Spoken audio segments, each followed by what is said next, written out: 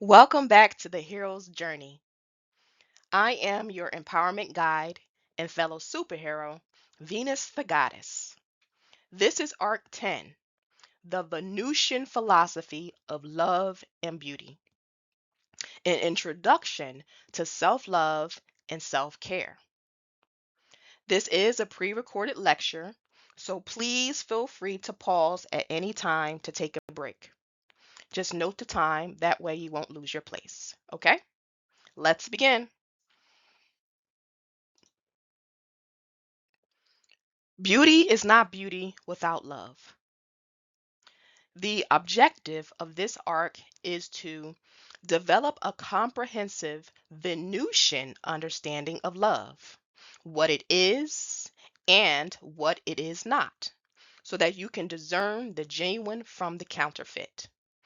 Also, to introduce you to self love, self care, and beauty, to embody love as your true nature and radiate its magnetic power from within. What is love?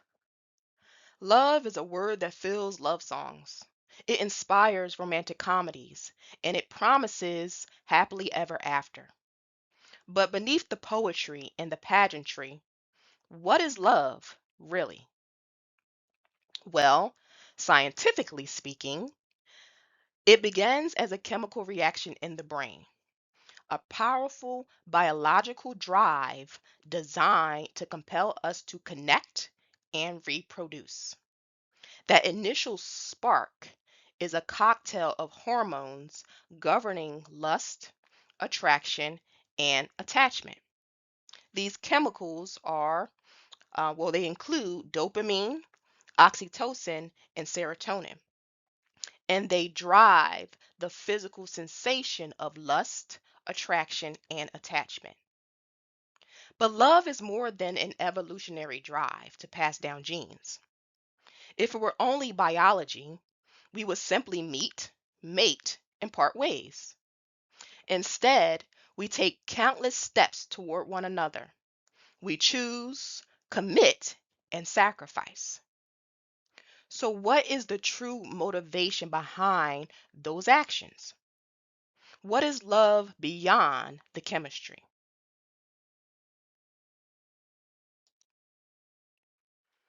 Love recognizes no barriers. It jumps hurdles, leaps fences, penetrates walls to arrive at its destination full of hope. Love is a profound and multi layered bond built on deep affection, care, and trust. It expresses itself as selflessness, patience, honesty, respect, and commitment. It shows up in acts of kindness, loyalty, and devotion. At its heart, love is both emotional connection and a psychological drive that bonds people together.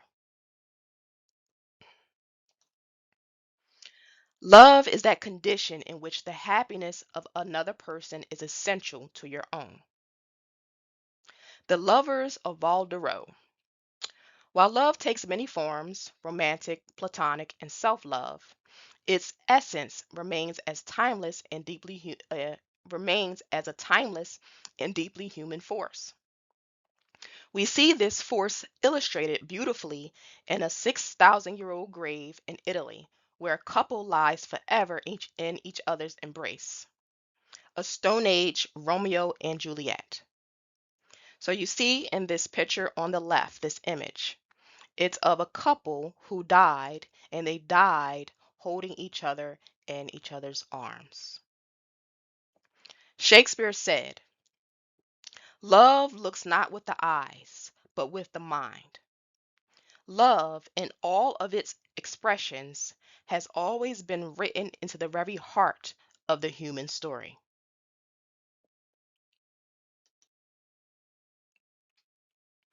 For God so loved the world that he gave his one and only Son, that whoever believes in him shall not perish, but have eternal life.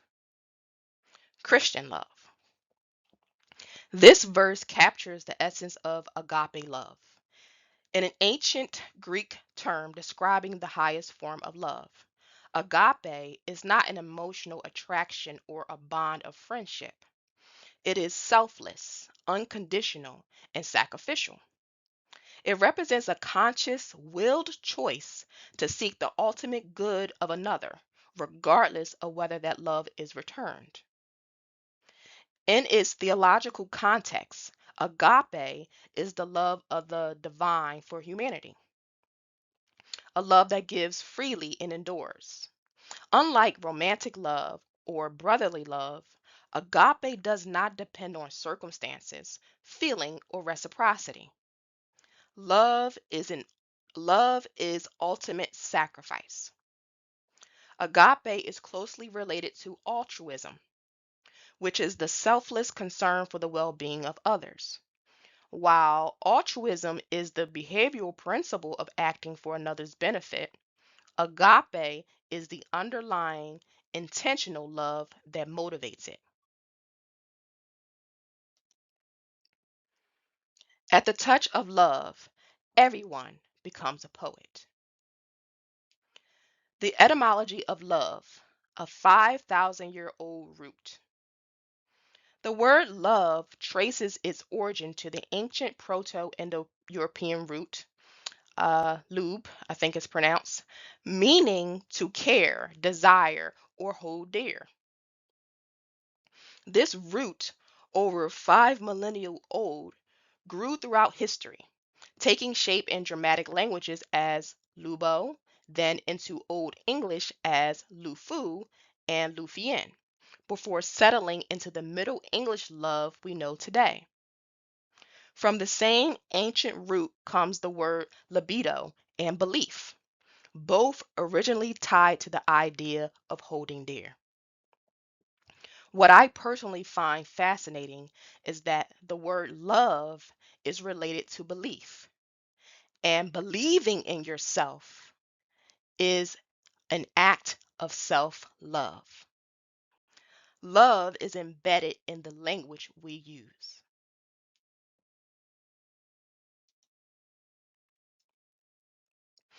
The divine personifications of love. Throughout mythology, love has been personified as a divine and often irresistible force, ruled over by gods and goddesses who command beauty, desire, and union. In the Greek and Roman traditions, Aphrodite or Venus reigns as the goddess of love, beauty, and procreation. Her son, Cupid or Eros in Greek, inspires uncontrollable passion with his arrows. This archetype appears across cultures. For example, in the Norse culture, Freya governs love, beauty, and fertility. In the Egyptian culture, Hathor presides over love, music, and pleasure. In the Hindu culture, Kamadevaya is aided by his consort Rati, and they wield a bow of sugarcane to ignite desire. In the West African Yoruba tradition, the goddess Oshun embodies love, femininity, and the life-giving power of rivers, while the Slavic Lada is celebrated for love and fertility. These deities were actively worshipped in rituals and prayers to attract romance, bless marriages, and to ensure fertility. This pantheon of love reflects mankind's reverence for this force. They valued love so much, they made it a god. Love is divine.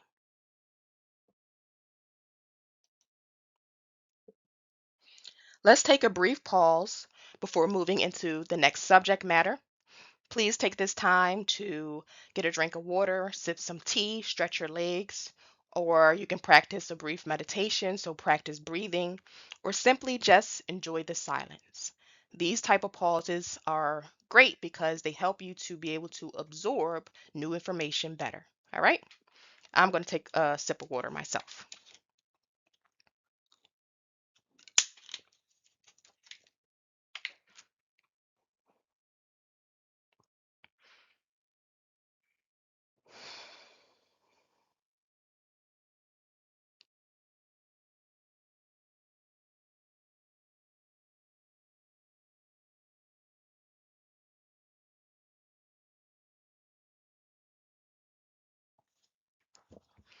Okay, the Venusian philosophy on love.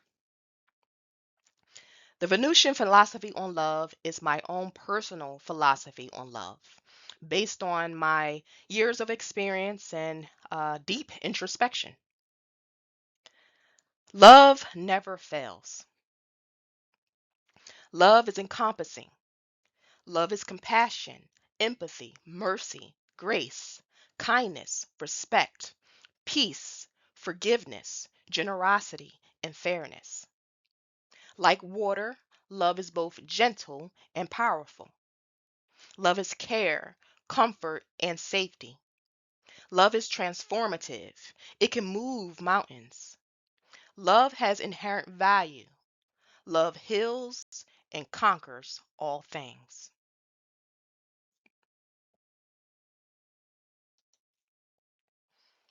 If you love a flower, don't pick it up, because if you pick it up, it dies and ceases to be what you love.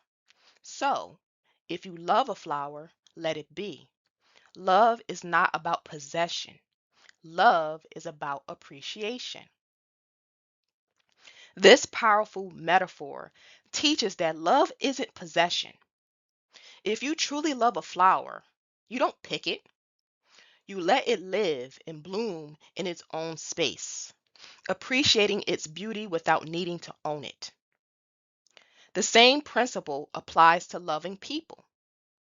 Real love means honoring their freedom, allowing them to grow as they are, and cherishing their essence without the need to control or change them. Love is appreciation, not possession.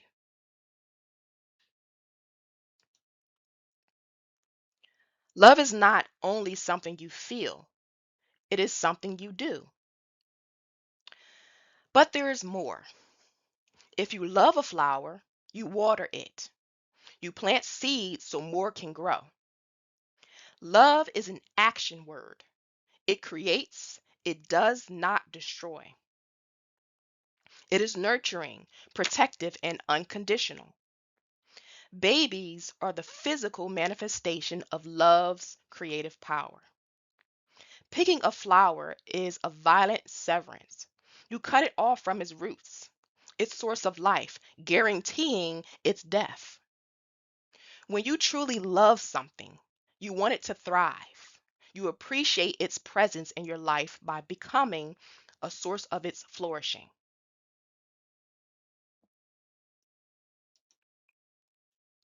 You were born worthy of this very love.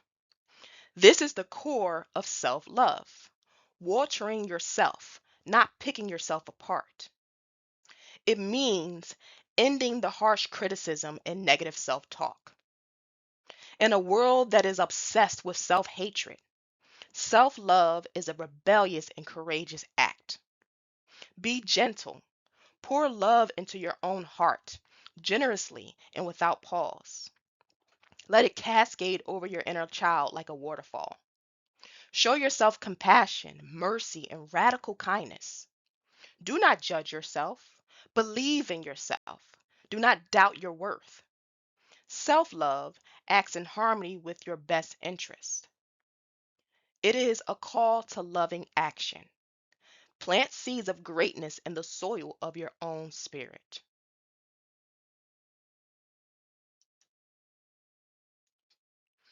This philosophy stands apart from Christianity.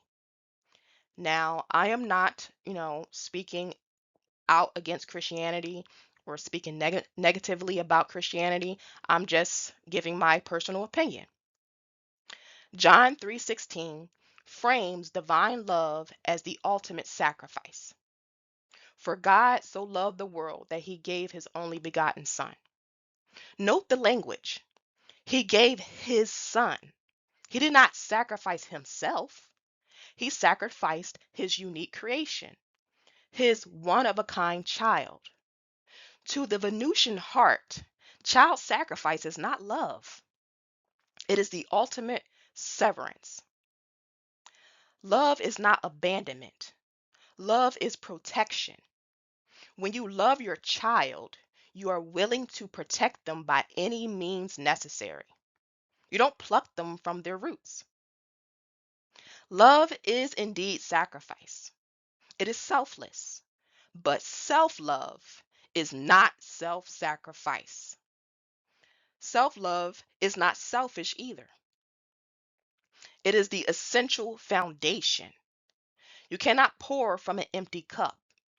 To truly pour love into another, your own cup must be full. You cannot give so much of yourself that you are depleted.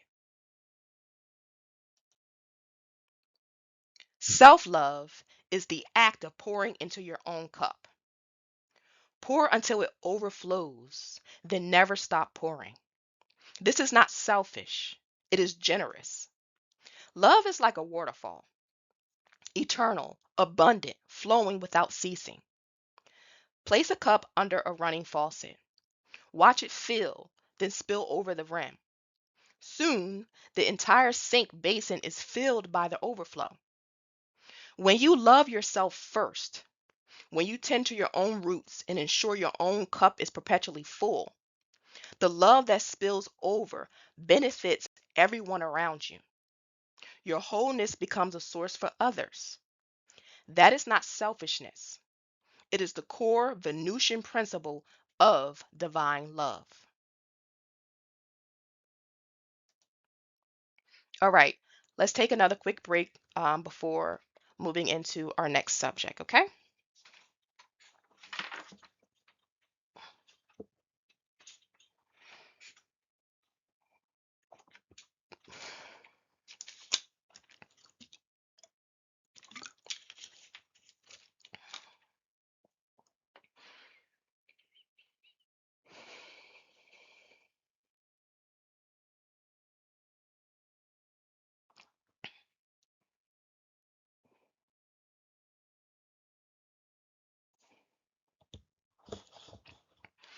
All right, beloved, let's talk about the wisdom of the rose. The rose is the sacred symbol of Venus the goddess. Among the world's flowers, the rose is one of the few species that grows its own armor. A cascade of velvet petals, intoxicating and soft, guarded by a lattice of sharp, defiant thorns. This is the first lesson in Venusian love. Love is beautiful, but it is not defenseless. The rose doesn't apologize for its thorns. It does not make itself small or dull its edges to be more palatable. Its very essence is a divine contract. I offer unparalleled beauty and fragrance, a gift to the senses. But handle me with care, or you will get cut. Its beauty is an invitation. Its thorn is the law. Love is the rose. It is precious. It is sacred. And like the rose, love has boundaries. Its beauty and essence must be protected, not left exposed to be trampled or plucked by careless hands. To love without boundaries is to offer a stemless rose, to be crushed in the palm, its life severed and its beauty destroyed. The rose admonishes there is no love without boundaries. Therefore, self love is the application of the wisdom of the rose. It means cultivating your sweetness, your gentleness, your intoxicating inner fragrance. But it also means growing your thorns, clear, conscious, and unapologetic boundaries. Be soft, but be sharp. Be kind, but not at the expense of your own roots. Your compassion must include compassion for yourself. Setting a boundary is not an act of hostility, it is an act of reverence. It is saying, what I hold within, my peace, my energy, my spirit, is a sacred temple. This is where you may tread, and this is where you may not. Enforcing that boundary is the swift, clean cut of the thorn. It is not angry, it is simply true. It protects the bloom so the bloom may continue to give its gift to the world. So, let your love be rose like. Let it be breathtakingly beautiful, generous in its scent, and strong in its self protection. For a love that knows how to say this is far and no further is a love that can endure. It is a love that honors its own divinity and in doing so teaches others how to honor it too. No more people pleasing, no more being a doormat. Love and self love requires you to have boundaries. All right, let's take another brief pause before moving into our next subject. Use this moment to practice a brief meditation. So, practice breathing, or you can get a drink of water, sip some tea, stretch your legs, or simply just enjoy the silence. I like to use these breaks to take a drink because I'm doing a lot of reading.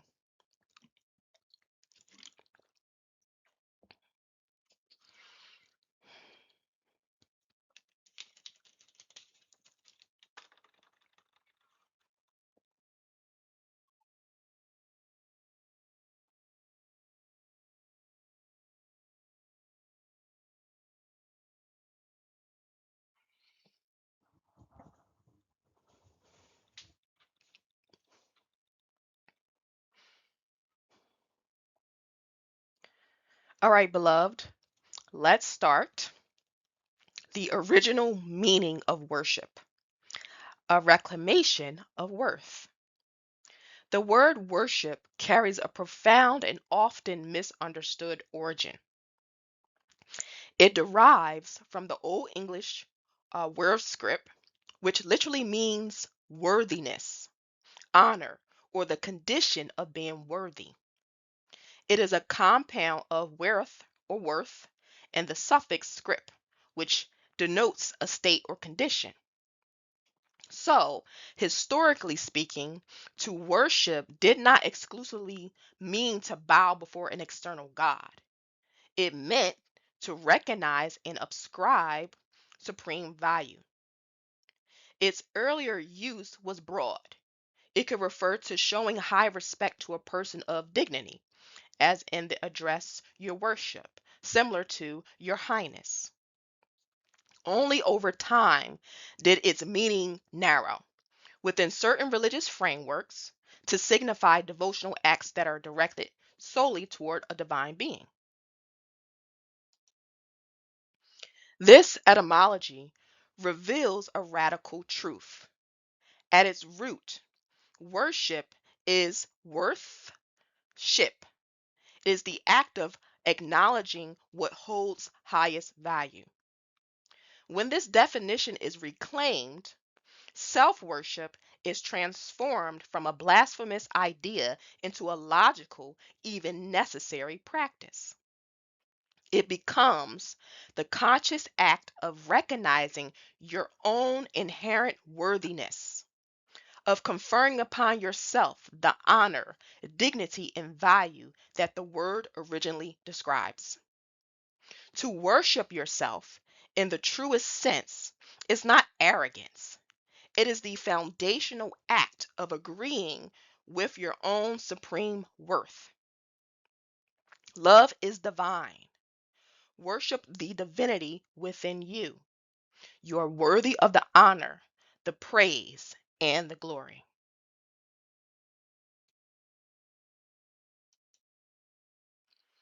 All right, loves, let's take another brief pause because we're going to move into our next subject, what love is not.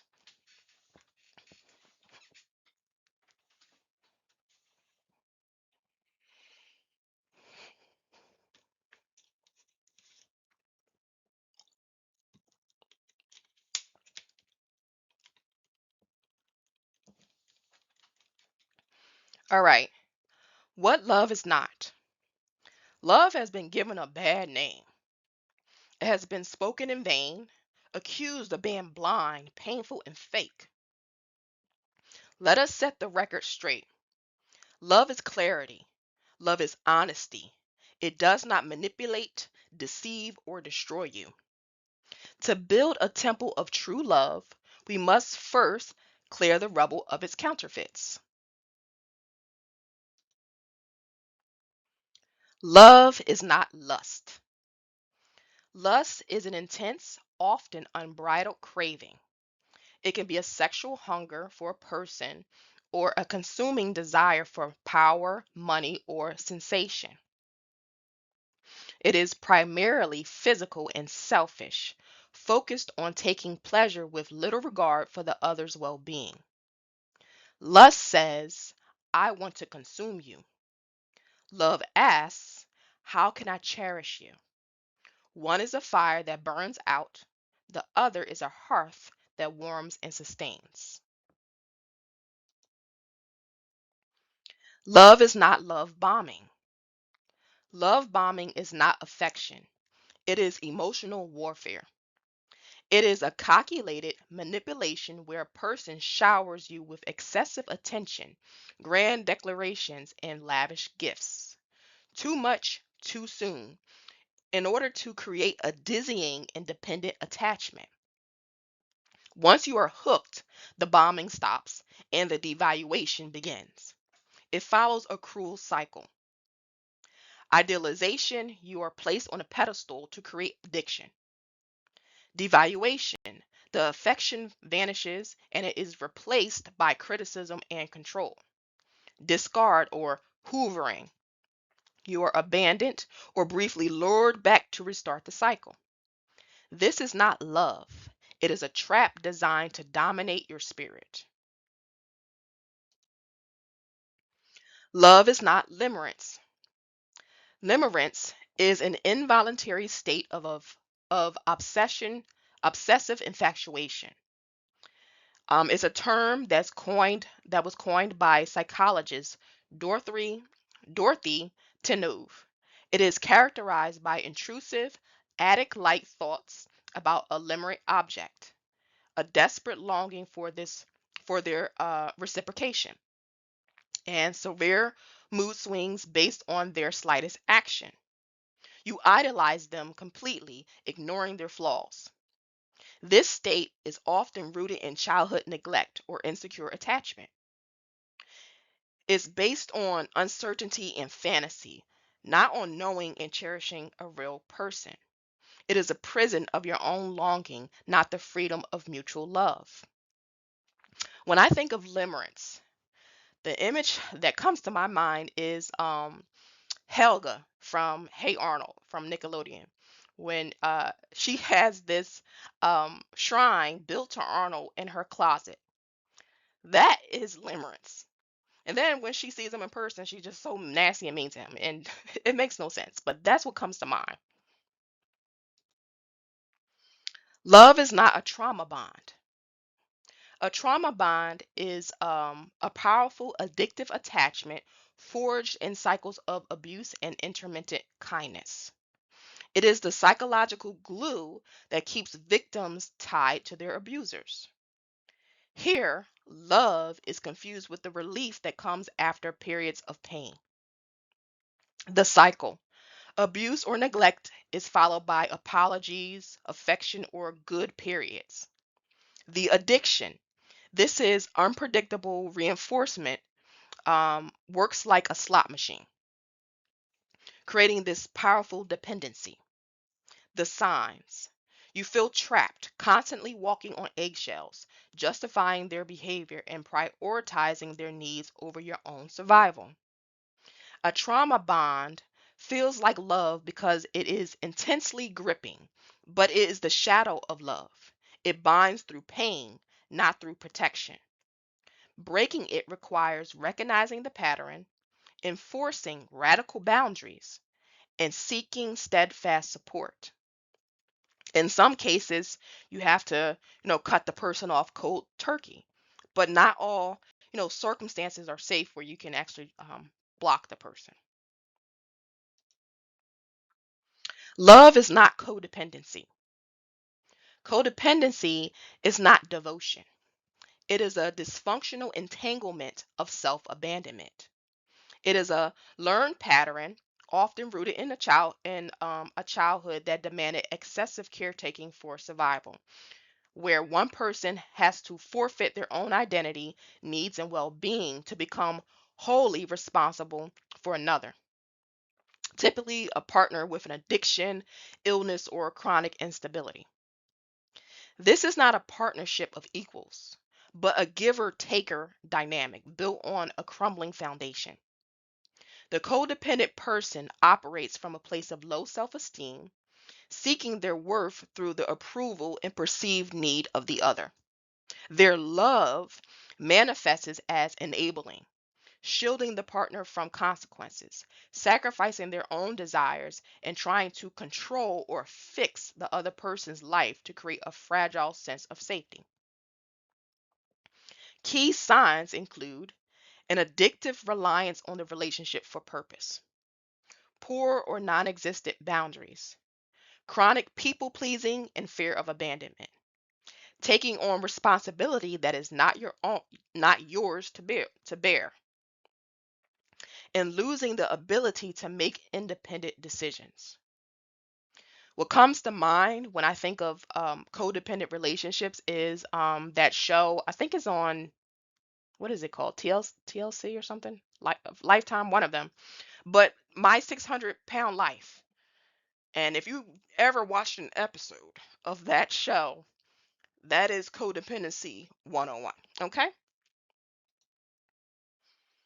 Codependency masquerades as selfless love, but it's a pattern of control born from fear, not a bond of trust born from wholeness. True love requires two complete individuals choosing each other, not two halves clinging to survive.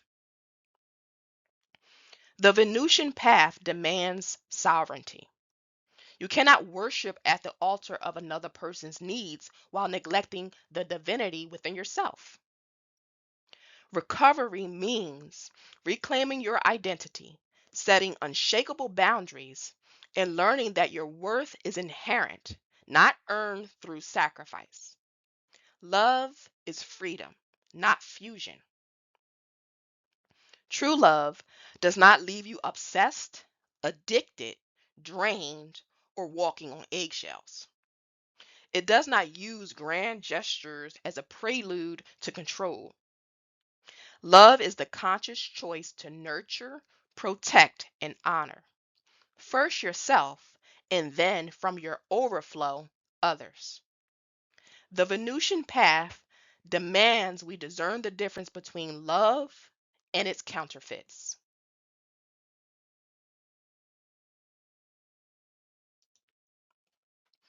All right, loves, we're going to take another break, another quick pause before moving into, I believe, nope, it's not our last one, our second to last subject. Okay? Get a drink of water, sip some tea, stretch your legs, or you can practice breathing, practice a brief meditation.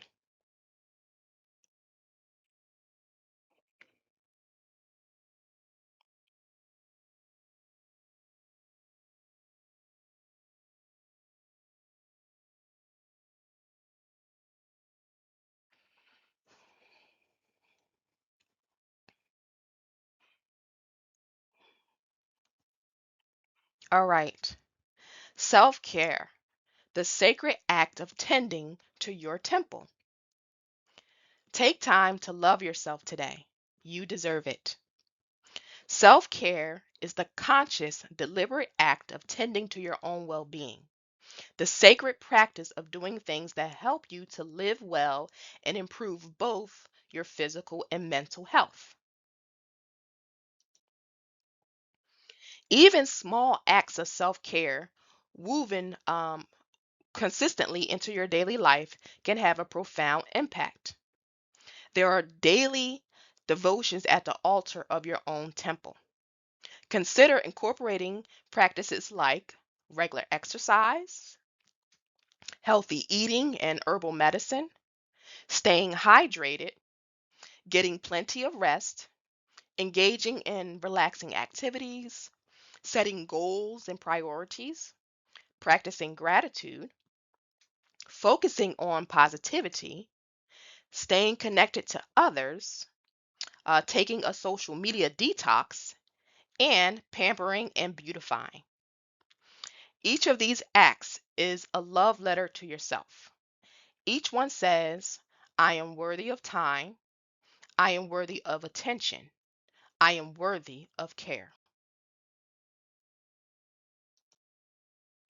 If you're interested in nutrition and herbal remedies that can support your mental clarity, emotional balance, and physical vitality, I offer personalized guidance in this area. Together, we can create a wellness approach that honors your unique body and its needs. So, reach out to me if you want to learn more. Also, my father is a mentor as well. He focuses more on the physical health, though. And he is like a library of herbal remedies. So from anything from heart health to arthritis, he can provide you with guidance. Okay, we're going to take another brief pause as we move into our next subject.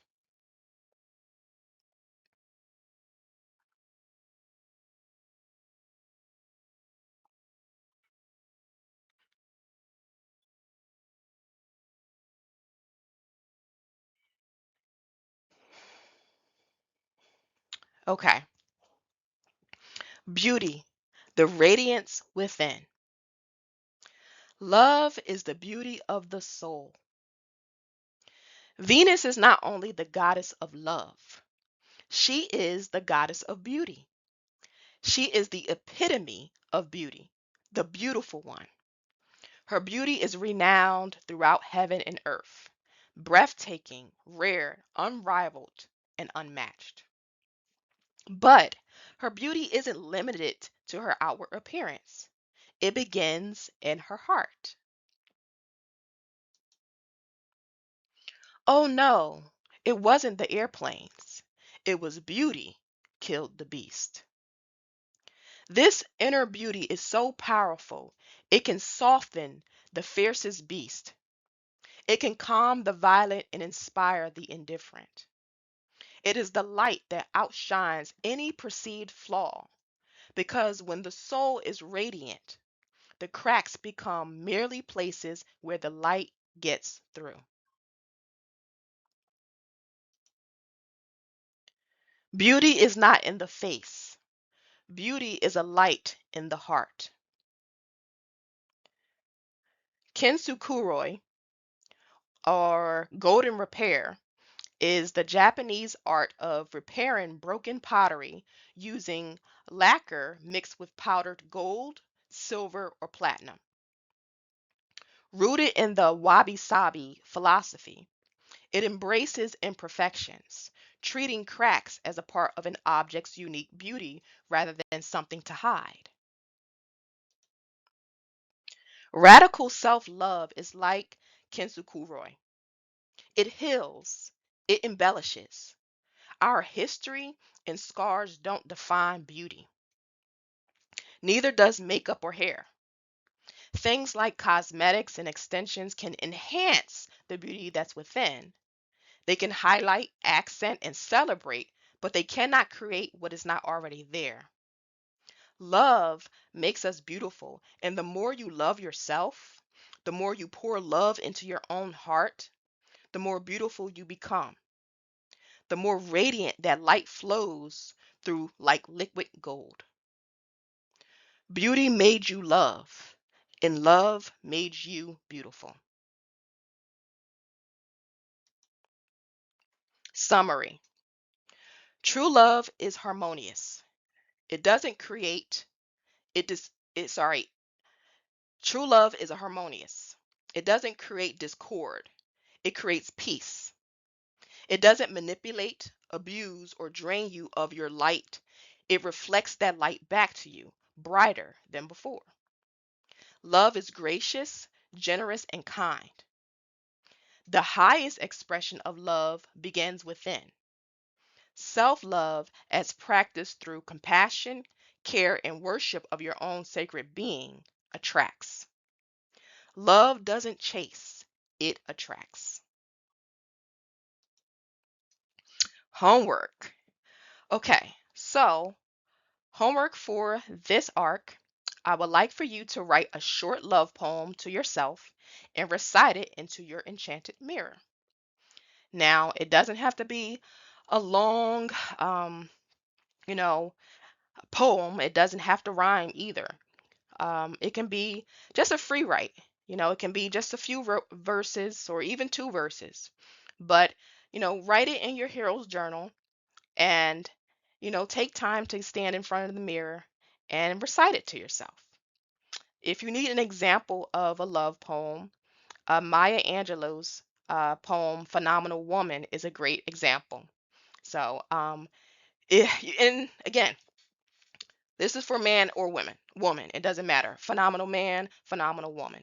But that is a poem that is truly inspiring, and it can help you to do this assignment. Or you can just, Google other short love poems to inspire you. Second, I want you to perform 3 acts of self-care this week.